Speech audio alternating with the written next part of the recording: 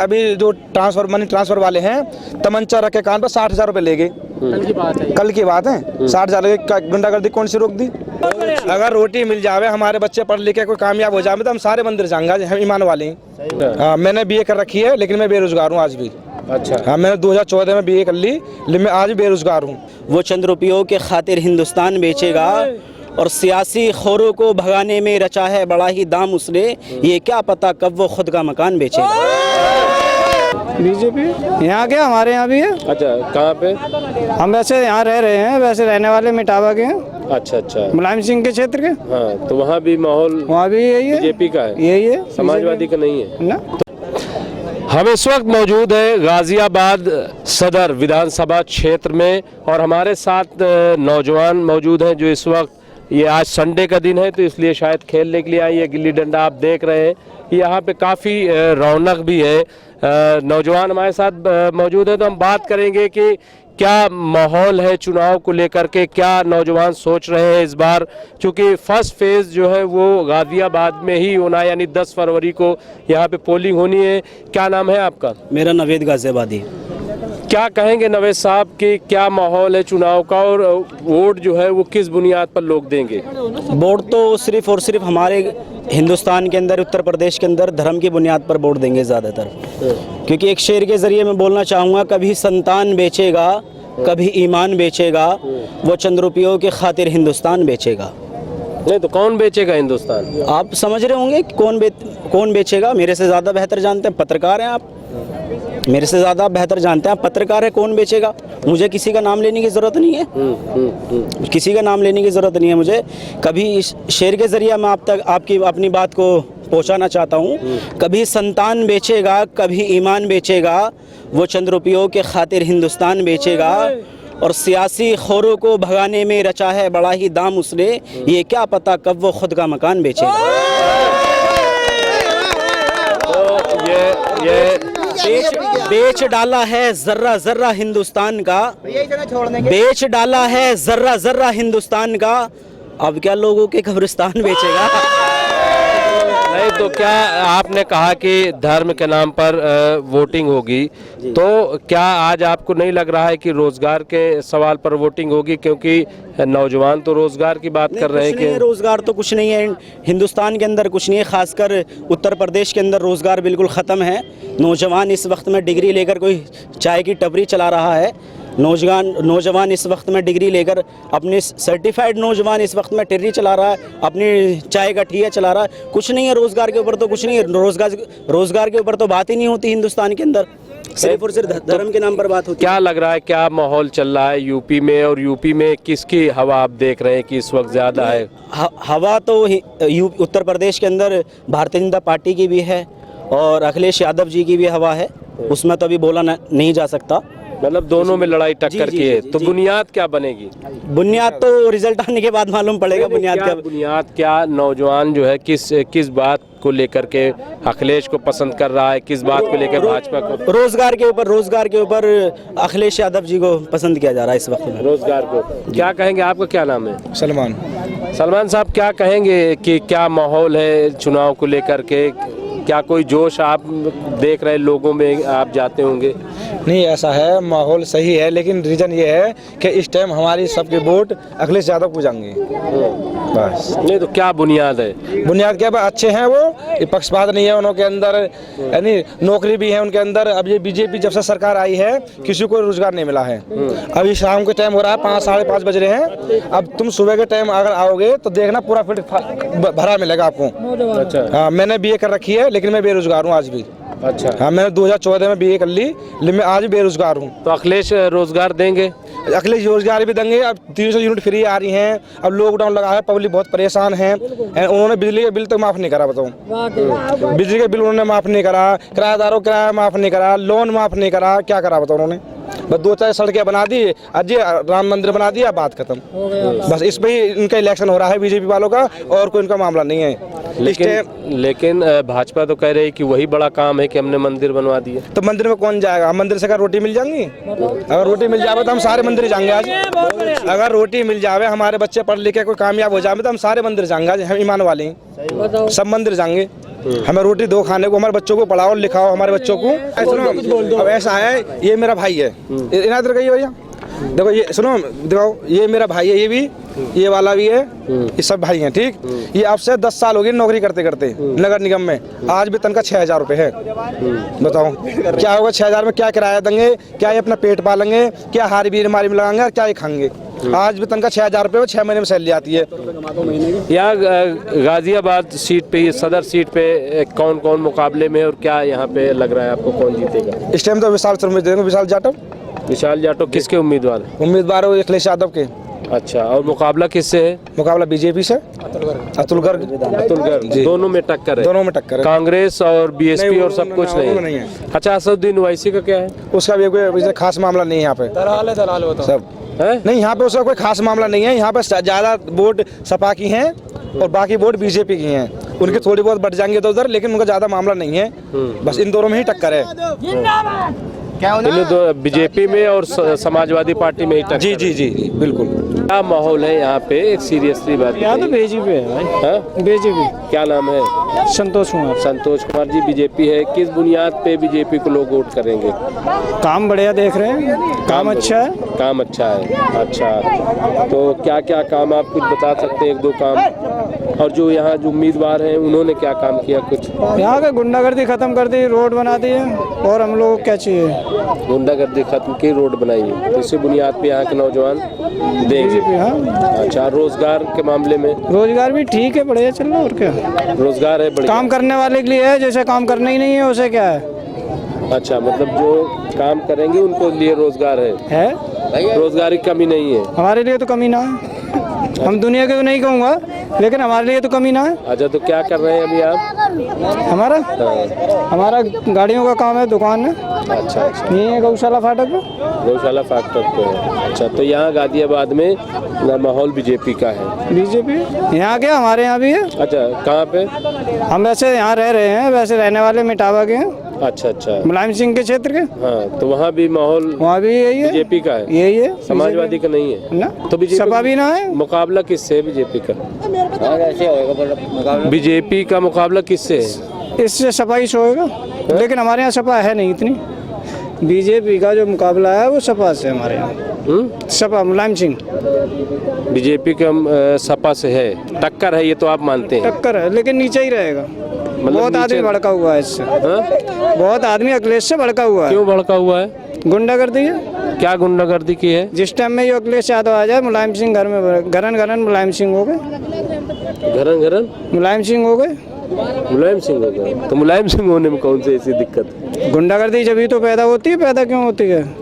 अच्छा, तो अभी जो गैंग रेप हुए या इस तरीके बहुत सारी चीजें, ये अखिलेश की सरकार में है। नहीं, अभी जो 5 साल तो सरकार योगी जी की थी। जीरो, थोड़ा बहुत तो होता ही रहता है। अच्छा, थोड़ा बहुत होता है? थोड़ा बहुत तो होएगा, सारी तो खत्म ना हो सके, थोड़ा बहुत चलेगा। थोड़ा बहुत तो होएगा। टक्कर बीजेपी के उसकी है। सलमान साहब ये कह रहे हैं संतोष जी कि यहाँ जो गाजियाबाद सदर सीट पे पूरी लहर वो बीजेपी के हक में, क्या कहेंगे? बीजेपी हक में है या सपा के हक में है, ये तो बताएगा नतीजा। अभी दोनों की पार्टी तगड़ी है और दोनों की वोट देंगे। अब ऐसा है, ये तुमने रणुओं के हाथ में सरकार है अभी। ये रणुए हैं, रणुओं को तो आदमी मकान न देवे किराए पे, इनको सरकार दे रखी है। इनके बीवी ना बच्चे ना नहाए ना पाए ना क्या है, ये तो रुंडे कुंडे कभी अपने झोला उठा के भग पड़ेंगे। नहीं, लेकिन ये कह रहे हैं कि जो गुंडागर्दी थी वो बंद करा दी सरकार। गुंडागर्दी वही तो करेगा जिसके पीछे आगे 20 बच्चे ना होंगे। अकेला आदमी गुंडागर्दी करेगा, क्या करेगा? बस जिसके 20 बच्चों को वो भी समझाएंगे। बस किसी के तुम हाई मत लो, बच्चों भाई पड़ेगी। बच्चों तो है ना, हाई किसे पड़ेगी? संतोष जी आप क्या कहेंगे? ये कह रहे हैं कि ऐसा नहीं है और रंडुओं की सरकार, ये कह रहे हैं, तो ऐसे ही होगा क्या? वो अपनी जगह सही कह रहे हैं, उन्हें जो लगता है वो कह रहे हैं। नहीं, लेकिन आप जो बात कह रहे थे कि गुंडागर्दी खत्म हो गई और बहुत अच्छा है और काम सब बढ़िया चल रहा है, तो क्या ऐसा है? जो काम करा है वो काम को तो बोला जाएगा ना। जो काम करा है वो है। तो क्या काम किया? सब पता है। अरे तेरी ऐसी ये देखो क्या बेरोजगार, क्या काम किया? एक बता दे, क्या काम किया? मैं सीरियसली बात करो, क्या काम किया है कुछ बताइए। तो ये रोड के मामले में बहुत बढ़िया काम है, यहाँ से लेके कहीं भी चले जाओ रोड VIP होंगे हर जगह। और कहीं भी पहले हम कैब चला रहे हैं, आज की डेट में कैब चला रहे हैं। आज के 5 साल पहले मैं कहीं भी जाता था तो सोचना पड़ता था रोड पे कहीं ठहरने के लिए, होटल लेता था।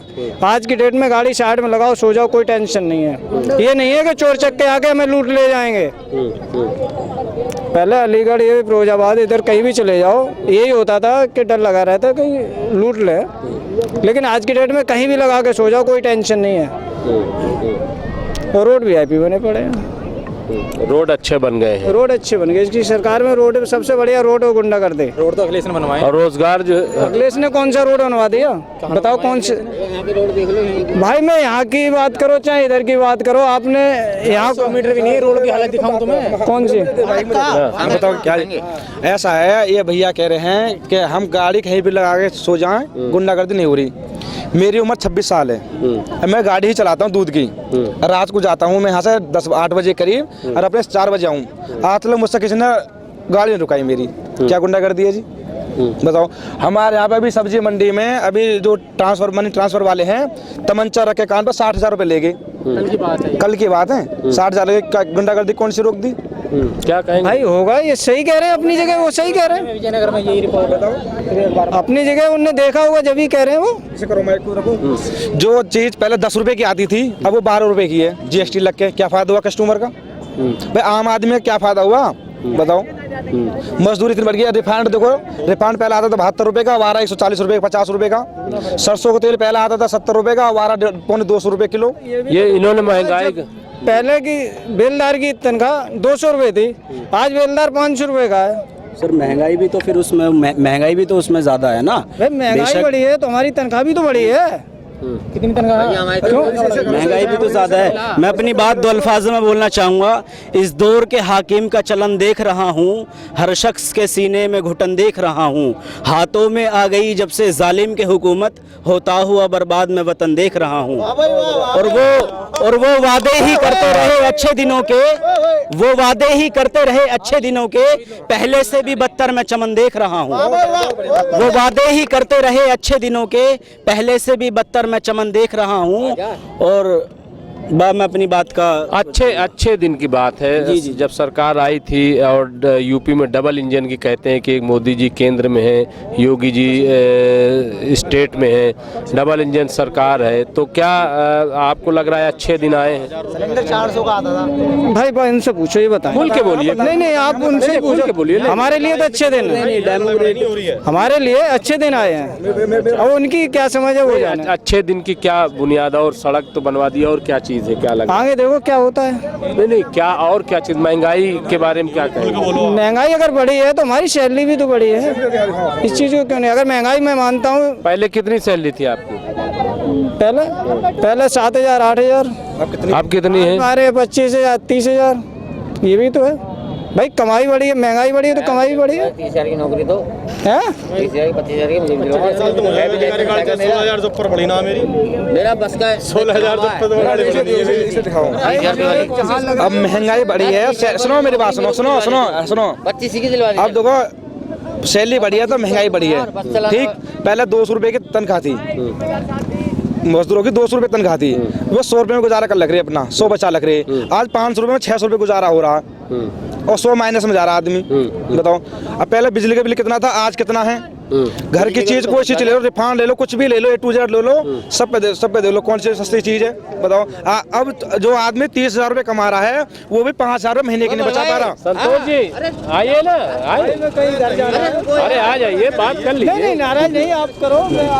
नहीं आ जाइए। ये सुनो, ये जो लोग कह रहे हैं कि बीजेपी सरकार अच्छी है, ये जो लोग कह रहे हैं बीजेपी सरकार अच्छी है, वो अच्छी भी है वो बुरी भी है। वो सिर्फ भेदभाव की ही बात है। काम उन्होंने अगर ये बनाई है, रोड सड़क बनाई है इन्होंने, इसके अलावा बताओ कौन सा काम करा है? कौन सा स्कूल ने फ्री में करा दिया? किसके एडमिशन फ्री में करा दिए? बिजली का बिल माफ करा दिया, लोन माफ करा दिया, किसी को दे दी सैलरी दे दी, किसी को नौकरी दे दी। बताओ 15 लाख का वादा करा था, किसे मिले ही नहीं? बताओ, एक को मिले 15 लाख रुपए?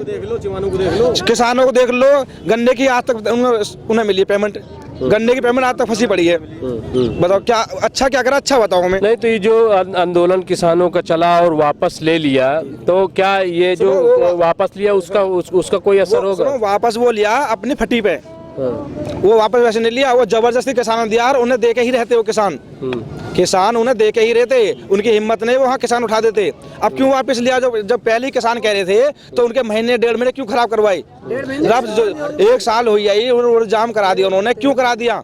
इस बात को पहले मान जाते, अब क्यों वापस लिया? अब फटी वापस लिया। अब इलेक्शन आ रही है टाइम पे, तो अब यही राजनीति चलेगी। अच्छा, ये जो मामला धार्मिक उठाया जा रहा है, अभी धर्म संसद हरिद्वार में हुआ था, अभी इलाहाबाद में धर्म संसद हुई और उसमें कह दिया कि अब तो भारत के साथ हिंदू राष्ट्र भी लिखना शुरू करो, इस तरीके की बातें, तो इसका क्या असर पड़ेगा? सबसे पहले मैं किसानों के लिए बोलना चाहूँगा कि भारतीय जनता पार्टी का एक नेता बोलता है किसानों के बारे में उग्रवादी बोलता है। मैं उसके लिए 2 लाइन पढ़ना चाहूँगा और आप तक मैसेज पहुँचाना चाहूँगा।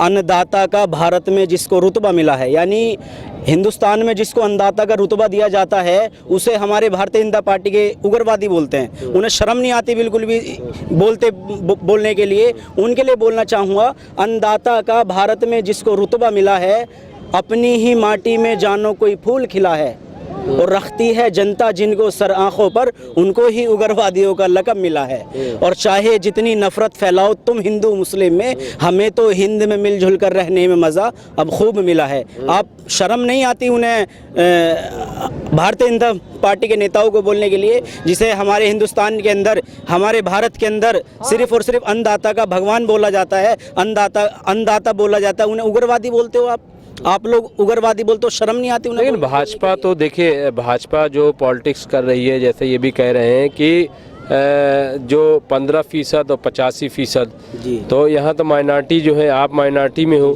तो आपकी सोच ये हो सकती है, लेकिन क्या आपको लग रहा है आपके दोस्त यार होंगे गैर मुस्लिम, वो क्या सोचते हैं? वो कुछ नहीं सोचते। भारतीय जनता पार्टी ने तो हिंदू मुस्लिम में बांट दिया देश को, हिंदुस्तान को बांट दिया भारतीय जनता पार्टी ने हिंदू मुस्लिम के अंदर। आप सिर्फ और सिर्फ आप पढ़ाई के, शिक्षा के ऊपर बात कीजिए, आप एजुकेशन के ऊपर बात कीजिए, महंगाई के ऊपर बात कीजिए, आप इनके ऊपर क्यों बात नहीं करते? तो बांट दिया तो फायदा तो उनको मिलेगा जी, अगर बांट दिया। आप एक बात बताइए, जालिम को तो फायदा मिलता ही है, किसी के ऊपर जुल्म करने के ऊपर जालिम को तो फायदा होता ही है। आप मुझे बताइए भाई, जालिम को तो फायदा होना ही है, जालिम को ही तो फायदा होता है किसी के ऊपर जुल्म करने से।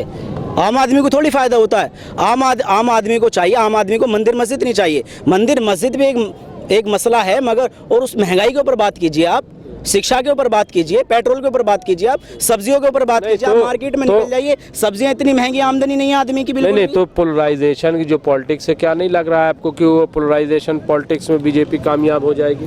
देखो जी, ऐसा है, बीजेपी कामयाब हो या ना हो, या सपा हो या ना हो, लेकिन ज़्यादा अब के जो जोर है वो सपा का ही है। अच्छा। हाँ, अब इंशाल्लाह आपका सपा को ही वोट देंगे। तो नहीं, आपके जो दोस्त हैं गैर मुस्लिम, वो क्या कहते हैं, उनसे बात? वो सब परेशान है, काम धाम से परेशान है। अब उनके दिल के तभी पता ना वोट कहाँ देंगे, लेकिन काम धाम में सब परेशान है इस टाइम।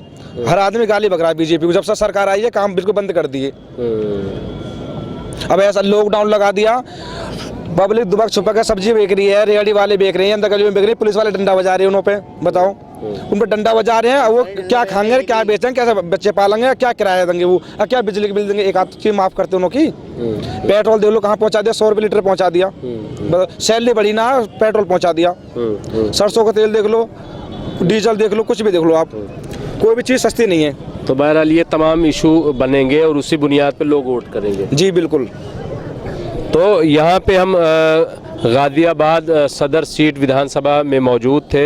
ये आप देख रहे हैं मैदान है पूरा, और यहाँ हमने कुछ नौजवानों से बात की, तो उनका यही कहना है कि जो महंगाई है, बेरोज़गारी है, जो और तमाम इश्यूज़ हैं, उसकी बुनियाद पर ही ज़्यादातर लोग वोट करेंगे। और ये जो धार्मिक मामला है, ये कहीं ना कहीं पीछे छूटेगा, लेकिन वो भी चल रहा है साथ साथ। ऐसा नहीं है कि उसको नज़रअंदाज किया जा सकता है।